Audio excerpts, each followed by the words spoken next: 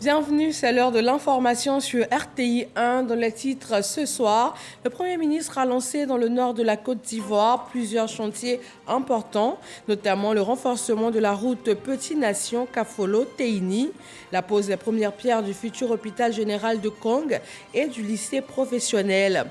Il a également ouvert les chantiers de construction de 3 centres hospitaliers, dont celui d'Odiéné. Transport aérien, l'aéroport international de Bouaké va vers une certification internationale et vient de se doter d'un véhicule d'incendie d'une capacité de 10 000 litres d'eau avec un système de sécurité plus accru, ce qui va permettre l'atterrissage de vols internationaux à Bouaké. En sport athlétisme, la sprinteuse ivoirienne Marie-Josée Talou a établi un nouveau record du 100 mètres ce jeudi à Lausanne, en Suisse. Elle est passée une nouvelle fois sous la barre des 11 secondes avec un score de 10 secondes 90 centièmes. Et puis la sécheresse exceptionnelle en Somalie qui menace plus d'1 million de personnes de famine. Les agences humanitaires estiment à plus de 6 milliards de francs CFA le budget nécessaire pour aider ces populations déplacées. Bonsoir à tous. Il est depuis plusieurs jours dans le nord de la Côte d'Ivoire. Lors de cette tournée, le Premier ministre Patrick Achi a procédé au lancement de plusieurs travaux importants, dont le renforcement de la route Petit-Nation Kafolo-Teini, le futur hôpital général de Kong et le lycée professionnel. Alexis Ouedraogo. Dernière étape de cette visite de travail du Premier ministre dans le nord du pays, la région du Tchologo. Patrick Achi y pose 3 actes, le lancement des travaux de renforcement de l'axe Petit-Nation Kafolo-Teini, puis le lancement couplé des travaux de construction de l'hôpital général et du lycée professionnel de Kong. Tous ces projets, Monsieur le Premier ministre, étaient fortement attendus par les populations. C'est pour cela que je voudrais, au nom de nos populations, vous traduire à vous-même et à toute l'équipe gouvernementale notre infinie gratitude et vous charger par ailleurs de traduire cet élan de cœur à son Excellence M. Alassane Ouattara, président de la République de Côte d'Ivoire. Pour l'équipe gouvernementale engagée autour de ces projets, il s'agit de porter le développement au plus près des populations. Chers parents, il ne sera plus nécessaire de parcourir de nombreuses distances à la recherche des plateaux techniques adéquats pour votre prise en charge sanitaire. L'hôpital général de Kong, qui nous réunit ce jour, est un hôpital de 29 lits, bâti sur une superficie de plus de 1 hectare, comprenant tous les services requis pour un hôpital moderne. Ce lycée accueillera à l'ouverture 500 élèves, mais cet effectif atteindra progressivement 1000 dans les filières suivantes: agroalimentaire, machinisme agricole, froid et climatisation. De nouvelles filières compléteront cette liste en vue de tenir compte des spécificités de la région. Ce sont entre autres l'élevage moderne et la production de lait, les énergies renouvelables, l'informatique et la digitalisation des services. Et l'État ne compte pas s'arrêter en si bon chemin, conformément aux exigences du président de la République. Ici, avec les projets que nous venons de mettre en place, plus de nombreux autres projets que je ne vais pas citer ici, mais qui font partie du projet du président de la République, les personnes et les jeunes seront entièrement insérés dans la vie économique et auront les infrastructures sociales de santé, d'éducation et de base pour se sentir chez eux, bien chez eux, en paix et avec l'intention de rester en paix, sans être troublés par qui que ce soit. La visite du chef du gouvernement dans les régions du Kabadougou, du Poro et du Tchologo a refermé ses portes ce mercredi. Et bien avant cela, voyons l'étape de Sinématiali dans la région du Poro. Le chef du gouvernement a aussi déclenché le démarrage de 2 importants chantiers, l'aménagement et le bitumage de 13 km de voirie urbaine et la construction du lycée d'excellence de jeunes filles de Sinématiali.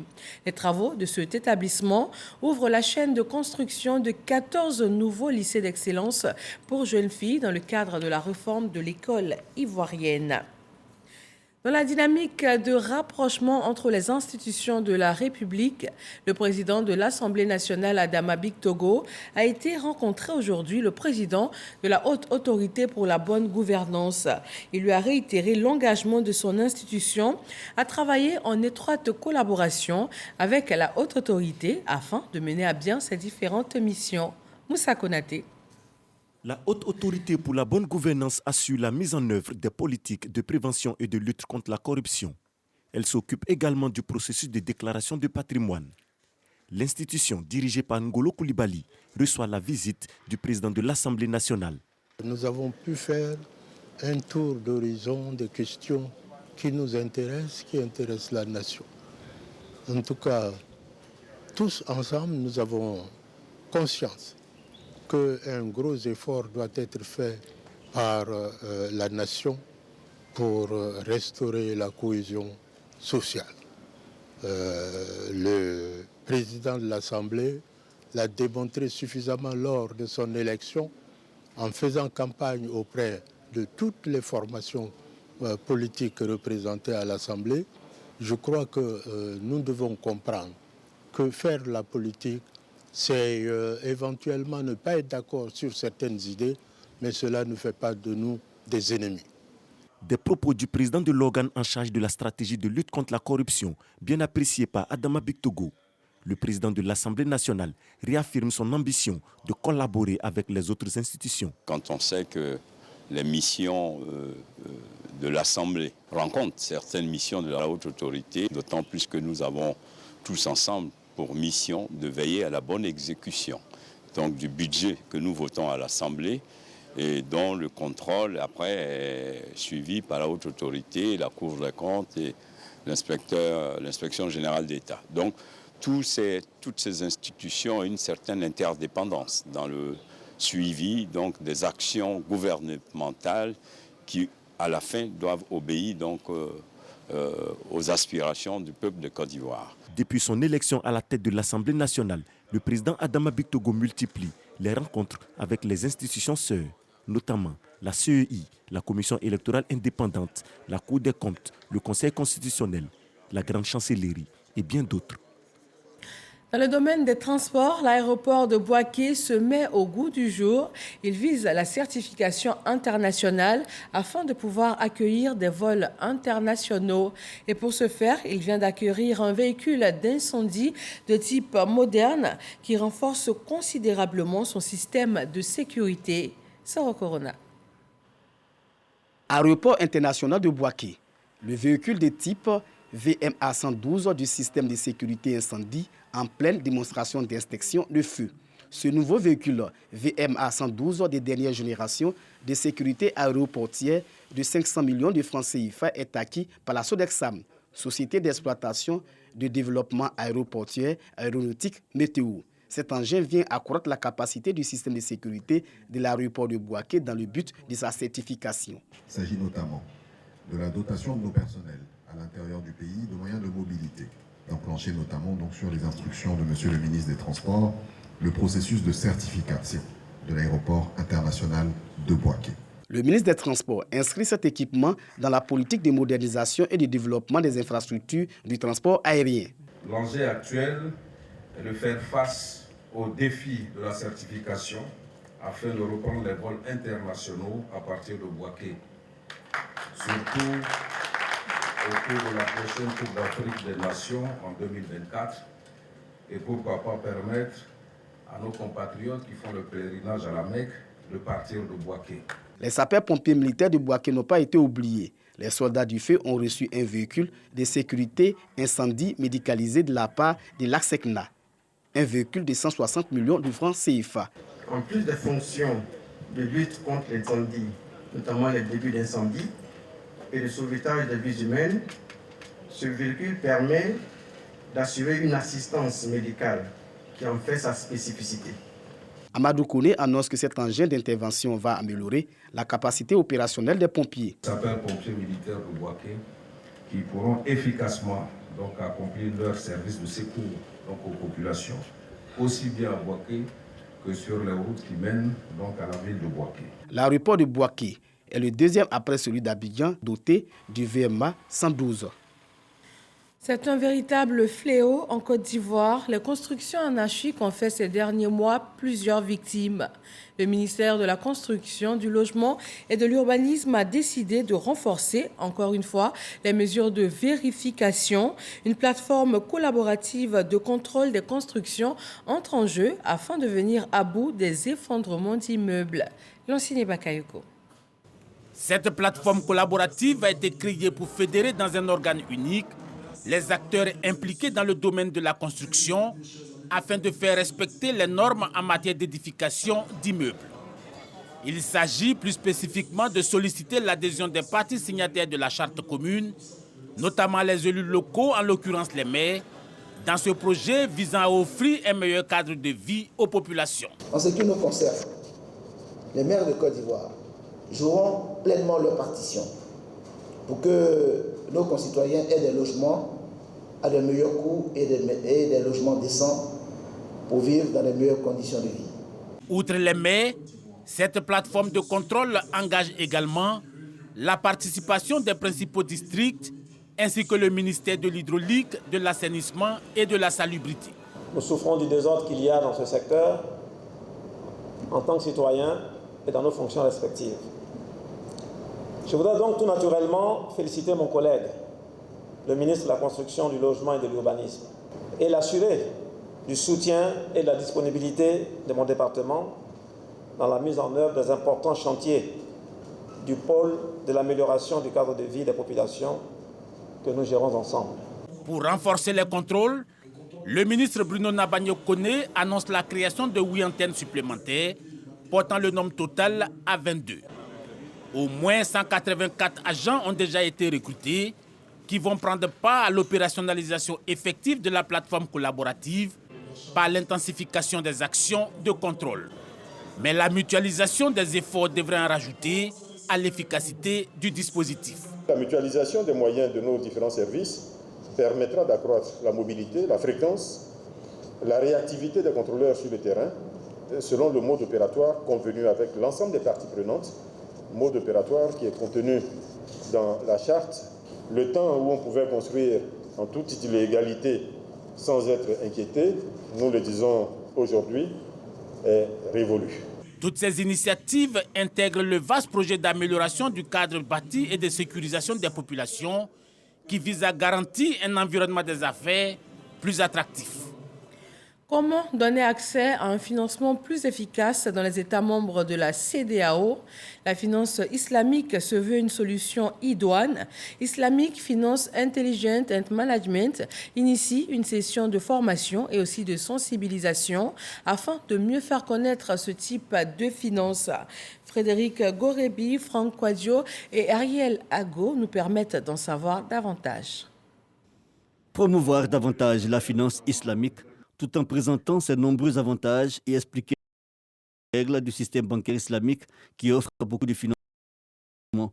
C'est tout le sens que revêt cette session de formation et de sensibilisation qui s'est tenue en présence du chef du cabinet du ministre de l'économie et des finances et du directeur national de la Banque centrale des États de l'Afrique de l'Ouest, BCAO. Le thème choisi, contribution de la finance islamique à l'essor économique de la Côte d'Ivoire. La récurrence des crises bancaires et financières a révélé la complexité et la vulnérabilité du système financier et bancaire conventionnel.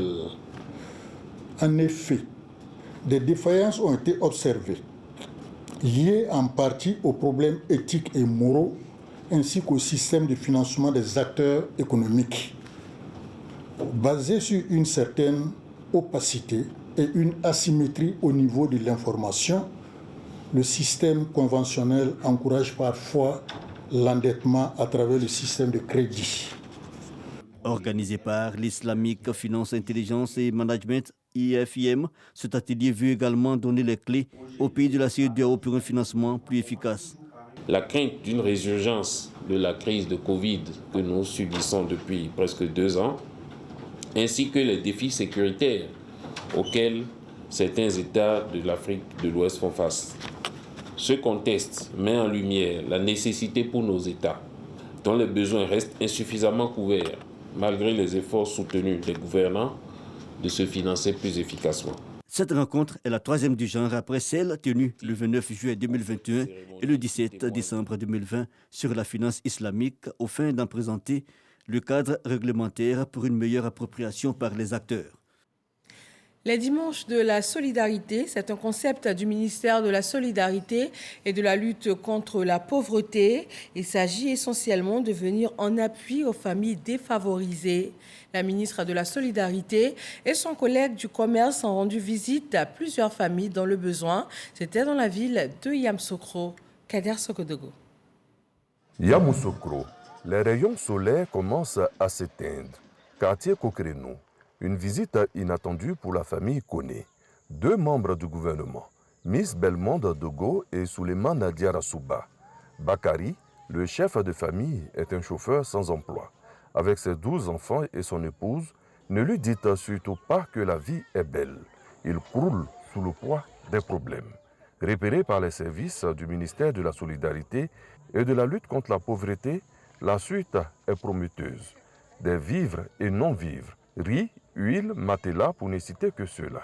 Et une enveloppe de 200 000 francs CFA pour renforcer le petit commerce de la mer qui, jusque-là, garantit la pitance quotidienne. Vraiment, je suis comblé. Je ne savais pas qu'il y a un jour comme ça qui allait arriver à la veille d'une fête comme ça, vraiment. L'indépendance même de la Côte d'Ivoire. Moi, je remercie le président de la République. Je le remercie beaucoup. Ceux qui sont vos yeux, qui voient en bas. Nous qui sommes en bas, pour nous voir comme ça là, ça entraînerait vous. Beaucoup de ceux qui sont sur terrain aussi. Durant toute la nuit, ce sont au total 6 familles qui sont visitées. Les dons restent les mêmes. Le dimanche de la solidarité, c'est tout simplement ce bonheur qui redonne de l'espoir aux familles en détresse. Elles en sont d'ailleurs comblées.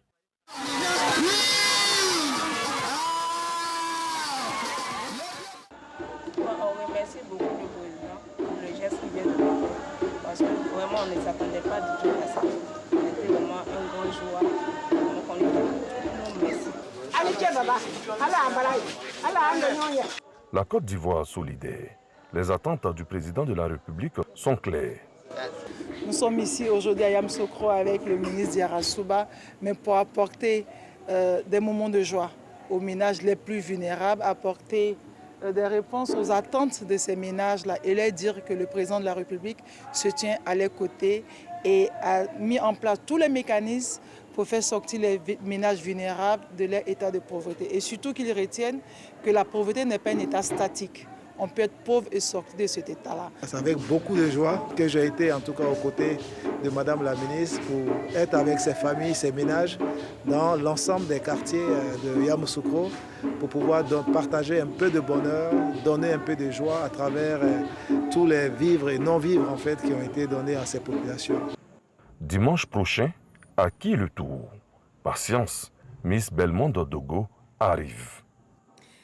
Le ministère de la Santé, de l'Hygiène publique et de la couverture maladie universelle a tenu un point presse au sujet du décès d'une parturiente le 3 août dernier. Suite à l'enquête du ministère, les circonstances du décès ont été clarifiées et les responsabilités situées. Didier Nguessan.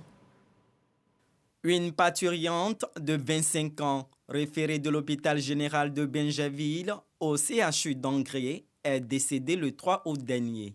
Les circonstances du décès font état d'un arrêt cardiaque pendant la césarienne, mais en l'absence du médecin principal, bien qu'étant d'astreinte.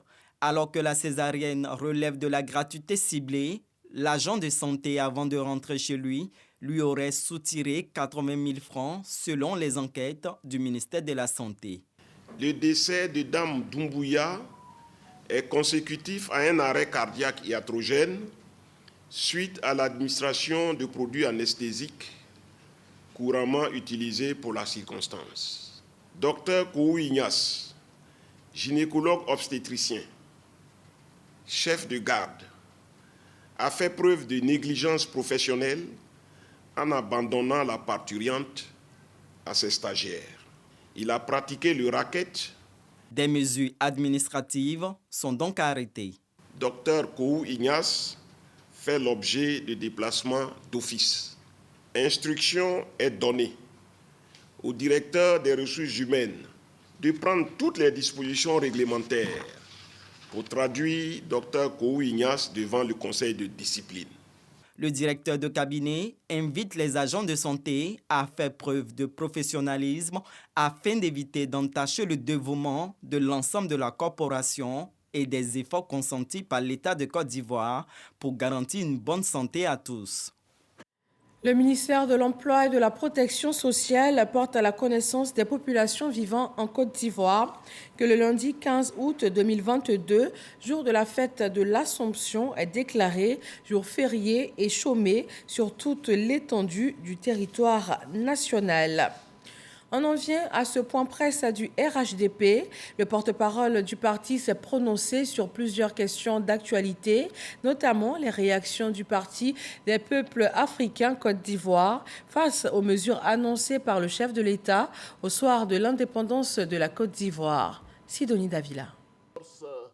Grâce présidentielle accordée à l'ex-président Laurent Gbagbo jugée insuffisante par le PPACI.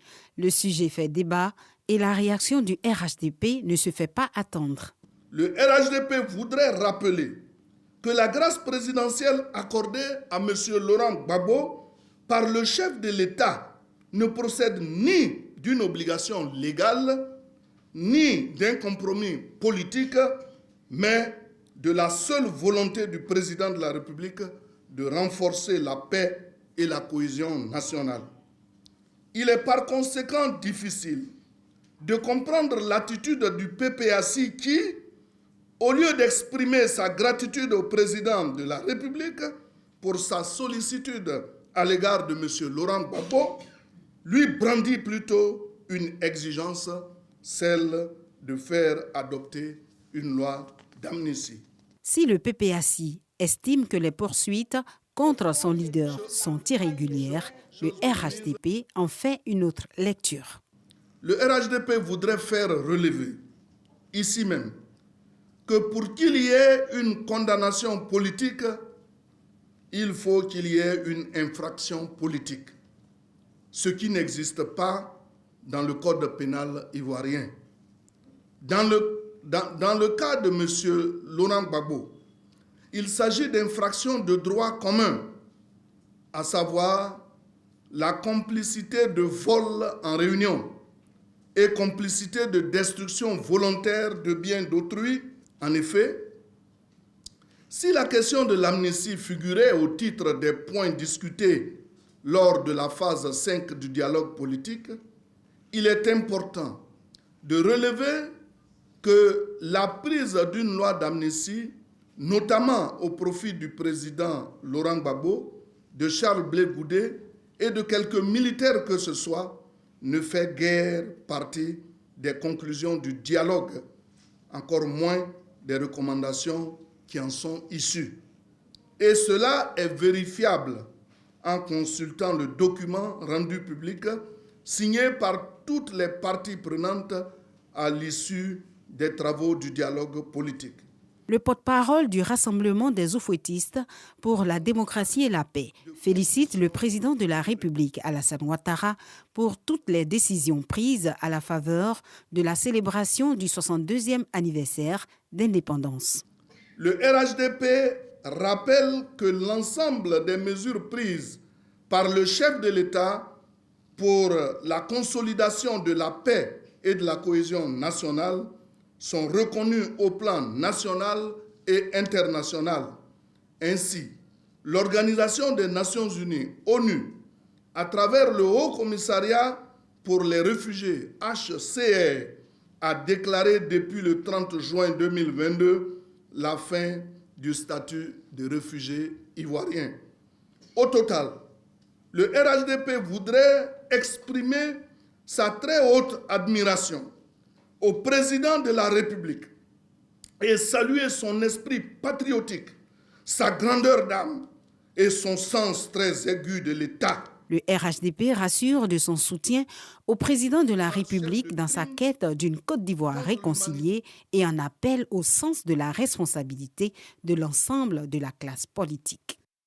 On reste avec le RHDP, cette fois direction Kokumbo. Les femmes du Rassemblement des oufouettistes pour la démocratie et la paix ont tenu un meeting de soutien à la politique du chef de l'État, Kader Sagodogo.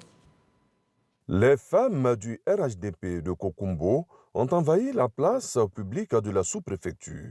Un rassemblement qui traduit toute leur volonté d'adhérer de manière totale à la vision de leur chef, Alassane Ouattara, à la tête du pays. Un défilé des femmes venues de tous les secteurs d'activité, des marchés, des champs, pour dire merci à Alassane Ouattara pour la décrispation sociale, pour la bonification du revenu des travailleurs et des retraités, pour la lutte contre la cherté de la vie. Les femmes de Kokumbo soutiennent leur leader. Maman Goudou, les femmes et mères de Kokumbo voudraient que vous soyez leur porte-parole auprès du digne héritier d'Oufoué-Boigny, en l'occurrence le président Alassane Ouattara. En effet, nous les femmes et mères de Kokumbo ne cessons d'adresser les prières à Dieu afin qu'il le bénisse et lui donne tous les moyens dont il a besoin pour développer le pays. S'adressant à ses sœurs du RHDP de Kokumbo, la ministre-gouverneur Raymond Goudou Kofi salue leur initiative et les invite à demeurer derrière Alassane Ouattara, dont les mérites ne sont plus à présenter. En dehors d'Alassane Ouattara, je ne connais pas de personnes qui n'ont pas échoué aux élections, quelle que soit l'élection. Tout le monde a flanché un peu, mais ça n'a empêché personne de se relever. Donc nous aussi, ici à Kokumbo, nous allons nous relever et montrer au président Alassane Ouattara que ici Kokumbo, c'est aussi pour lui. Que ici Kokumbo, c'est aussi la terre de Côte d'Ivoire. Que ici Kokumbo, ses parents, Baoulé, ont décidé de le suivre parce qu'ils savent tous que c'est l'homme du développement en Côte d'Ivoire. Raymond Goudou Kofi est venu les bras chargés à Kokumbo. Pagnes et autres cadeaux, dont des espèces sonnantes, auront contribué à une allégresse générale, des pas de danse motivés. L'an 62 de la Côte d'Ivoire a été célébré de fort belle manière et depuis le 7 août dernier, nous vous présentons des images de cette célébration à Yamoussoukro, Abidjan, à l'intérieur du pays et même au-delà. Ce soir, nous allons au Congo, en France et aux États-Unis d'Amérique. En vertu du droit. L'ambassade de la Côte d'Ivoire à Paris paraît aux couleurs nationales. Les filles et fils de la mère patrie mobilisés pour célébrer le 62e anniversaire de l'indépendance du pays. La culture ivoirienne mise en avant dans toute sa diversité. Dans cette ambiance, l'ambassadeur de la Côte d'Ivoire en France, Maurice Kwaku Bandama, a saisi l'occasion pour présenter les actions de développement menées par le gouvernement pour améliorer la qualité de vie des populations. Plus loin dans son adresse, il a félicité les Ivoiriens de la diaspora qui s'illustrent dans leurs différents domaines d'activité. Maurice Kwaku Bandama a surtout exhorté chaque Ivoirien vivant dans l'Hexagone à être promoteur de paix.